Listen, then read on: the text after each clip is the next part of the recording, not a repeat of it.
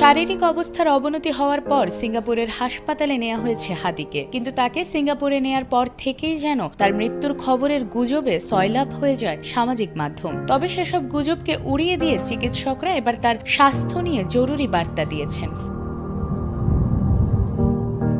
বর্তমানে সিঙ্গাপুরে চিকিৎসাধীন অবস্থায় আছেন ইনকিলাব মঞ্চের মুখপাত্র শরীফ ওসমান হাদি।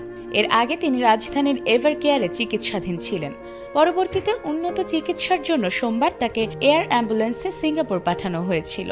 এরপর সিঙ্গাপুর জেনারেল হাসপাতালে নেওয়া হলে সেখানে তার চিকিৎসা শুরু হয়।